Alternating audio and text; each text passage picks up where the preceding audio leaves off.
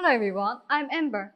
And hi, my name is Edwin. I'm Chief Digital Transformation Officer in our Huawei Enterprise Business Group. I help our customers and our partners with their digital journey, and I am a part-time lecturer in Huawei Academy.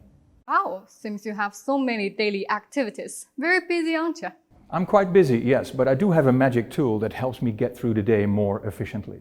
Magic? What is it? Very magic. It's right behind us. It's the Huawei IdeaHub board.